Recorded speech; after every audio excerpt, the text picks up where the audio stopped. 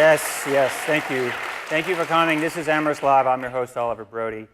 How is everybody doing tonight? Good. Wow. That's not what I was expecting. I was expecting more confusion, but I think I'm just projecting. As you're supposed to do in the theater is project, but I don't think that's what they meant. So I was thinking about how to describe the show recently, which I sort of do compulsively. And it occurred to me to describe it as kind of an ongoing experiment to see if we as a town are capable of entertaining ourselves. Because I'm always telling my children to entertain themselves, and it seems like a morally kind of good thing to do. If you can entertain yourself, then you're in good shape. So, we're gonna find out tonight if we have reached the maturity level of my 3-year-old. But I'm hopeful. I'm truly hopeful. We do actually have a more serious purpose, which is that we hope to provide a forum, a venue for the town to kind of think out loud about the issues that matter to it, and address some of the things that have been happening in the town recently. So I was thinking about how to kind of get everyone on the same page as far as this goes. I have a friend out there somewhere in the darkness who was lucky enough to be away on sabbatical for pretty much the whole year, and so he just missed everything that happened in Amherst. And you wouldn't think that much could happen in this small town, but somehow we have this knack for really f***ing things up. So I took the liberty of just kind of writing a note here, because if you try to talk about these kinds of subjects in public, it's so easy to really screw up, and then you get in big trouble. And I've seen it happen too many times. I just don't want it to happen to me. So one of these, this one. Oh, I think that's just a parking ticket. But thank you. Okay, here we go. You ready? And we can all kind of work this over later at the after party and get the perfect statement. But for now, I'm just going to put it out there. After several racially charged incidents in our schools, our town has been undergoing a period of heightened partisanship and distrust, while struggling to identify and address underlying issues of inequity and social injustice. So that's for Bruce, and also for all of our radio listeners out there, and whoever else may be listening in. It was sort of an interesting experiment trying to write that, because you kind of find yourself struggling to achieve this neutral tone. And when it comes to this kind of stuff, I don't know that there really is a neutral tone. I think that we try to pretend that there is, that there's this default tone that we can talk about in these things. But more often than not, what we mean when we say that is like that's the white tone, like the newspaper tone. And so I guess I want to be sort of clear right from the get-go that I don't pretend to try to capture any authoritative voice or tone here. I'm what I look like. I'm just a goofy white dude. As such, it's sort of hard to know what I have to possibly add to this conversation, being just one goofy white dude. But there was one thing I kind of noticed while watching things play out in Amherst, and not just Amherst, but weirdly sort of across the nation. I mean, we do have this knack for being in sync with the rest of the nation as far as social unrest goes. And that's that part of what seems to be so difficult about some of these issues is that we don't really know how big they are. We can't entirely be sure that we're talking about, one incident of racist graffiti, or, are we talking about one unarmed black teen getting shot by a cop, or are we talking about something really, really much, much bigger? And I think that because we don't know how to pose for that. We don't know what our posture is. We don't know how to approach it.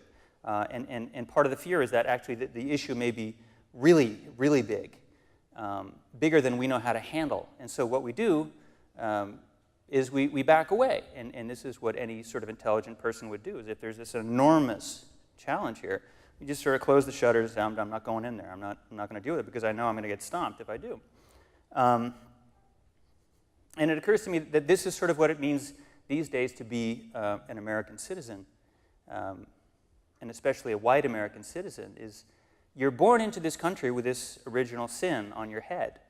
You're born into this country with this history of slavery. And that slavery is the legacy of it is alive and well today. And if you don't agree with me, if you don't believe me, then you're going to have to tell me, you're going to have to explain away, any one of a number of long lists of statistics. I'll just mention a couple. The fact that the average net worth of a black household in the United States is $6,300, and the average net worth of a white household is $110,000. This is not coincidental. The fact that 3 times as many black kids are suspended from school as white kids, this is not coincidental. And pretty much anywhere you look, prison statistics, of course, everyone knows about prison statistics and what a travesty that is. And even I read somewhere about people who use Airbnb. If you're an African American, use Airbnb, on the average, you get 12% less income than if you're white. It's everywhere. It's everywhere. And it's because this country was founded on this, and we've been running scared from the enormity of this sin ever since.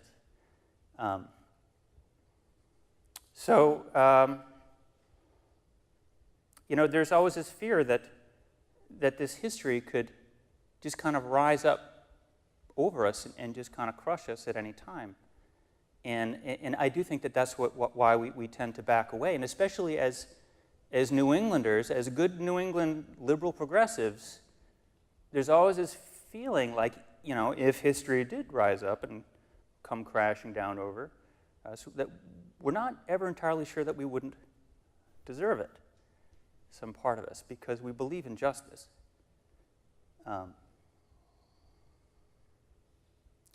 So you can understand that these calls that have come out recently, reparations for slavery, or at least an apology for slavery, as if we could do an end run around our own greatest historical calamity and wipe the slate clean, start afresh, as if we could depart from our own history even, the way our ancestors departed from England so long ago. As if there were some new country we could go to, a country where people really are equal. But of course, there is no new country. We've discovered every nook and cranny of the world, and all that there is right here. And as far as we're concerned, all that there is right in this room, this town right here. So it brings us to an interesting place, because you have to ask the question, is a town strong enough to address this issue, to stand up to this issue, to acknowledge this issue? And I think it's a fair question. I think you have to be able to ask that question. And if you can't, you're in trouble. There's one more thing I want to read to you. This is from a local blog, and someone posted this anonymously, which is one sign to me that we may be a little bit in trouble here, because if you can, the only way that you can say these kinds of things is by not daring to put your name to it, then the discourse is really falling apart. Injustice is one thing, but if you cannot talk about that injustice, then what hope is there of ever repairing it? Anyway, this person basically had a very sort of cynical and frankly kind of a snide view of, I guess what they felt was a relatively positive approach that the town of Amherst was taking to some of the incidents that have occurred around here in the last year or so. So they write, this is in a tone of complaint. For the cure, Amherst must undergo painful, prolonged, expensive, and inchoate remediation. The remediation will be a forever incomplete process, a never-ending and politically loaded conversation. It's antithetical to the movement that there ever be a point of resolution. Instead, we remain on a mythic pathway to that imaginary space. So, I can't obviously speak for the town. I can barely manage to speak for myself, but I can't speak to the town, and the same is true of everyone here. We can speak to whoever we want, and this is what I've been doing for the past 3 months or so. And I've spoken with I know many of you in the audience, just trying to catch a vibe, get your perspective, and understand this issue from various other sides. And I just want to tell you about a couple of people that I had the pleasure of talking to in these recent months. I spoke to a World War II veteran who was stationed in the Pacific, black guy, and his job was to put down runways. And he had plenty of stories to tell about the kind of racism that he experienced as a soldier in the Pacific in the 40s at that time. And he said that basically any time that something happened, he and his buddies would say, don't fight it. Now's not the time. There's 2 wars. We're going to win this war here, and then we're going to take it home, and we're going to win the war for equality at home, one at a time. The idea that the seeds of the civil rights movement began in the Pacific Theater this is not knowledge that I could have anticipated, and that's always the best kind. Someone else I spoke to, an Amherst College professor, who was good enough to speak with me at length, and part of her job was to deal with some of these weird, funky social dynamics that have cropped up at Amherst College in the wake of Amherst College's push to increase their diversity. So, awesome, Amherst College is cranking up the diversity, but some weird things have happened, and that they couldn't have anticipated. Just the way people sort of respond to each other. When things get more heterogeneous, things get funkier. And so they're trying to figure out how to address it in the healthiest and most productive way. So this is part of what she's doing. So I was going to her and asking her, well, is there anything that the town can learn from what you're doing? Turns out no, but because students have young, impressionable minds, and they can be changed, and we're not like that. But one thing that she did say to me that will always stick with me, she said, no community ever achieves its ideal self. And I think part of the reason it stuck with me is because I wasn't sure whether she was warning me or whether she was encouraging me, But it's one of those things that's sort of open for interpretation. And one last person I'll mention that I talked to is a high school student. And she's a senior this year, but she described being a sophomore and being in her in a history class, U.S. history class. And she's the one black person in this class, and she described, when they got to the section on her heritage, she described it. And she described this moment of recognition, of kind of coming awake, just an extraordinary moment. And she went on, and when I talked to her earlier this summer, she was starting to produce a documentary on racism in the high school.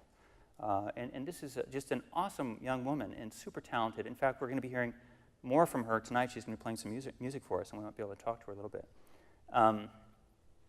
So, when I think back to these comments, a forever incomplete process and the mythic pathway stuff, to me, that's kind of what I'm looking for, I don't want this to end. If I can keep on talking to people and learning more stuff, then I'm happy. As far as I'm concerned, the more mythic the process, the better. And if you're not doing that, then I don't know. I just don't know what you're here for. What are you here for? I don't know. So I guess that's the only really perspective I want to bring to that, in part because this is sort of what the show does, is that we try to be a way to bring people out and a way for them to sort of share their experiences, so we can all sort of stumble across this unanticipated wisdom, knowledge, or whatever. Anyway, so that's all I want to say for now. I want to welcome you again to the show. We've got a great show lined up for you tonight. I'm going to take a quick break and fix my hair, because I don't know. But Daniel Hales is going to play some music for you, and I'll be back in 1 minute with our first interview, and we'll get rolling. Welcome.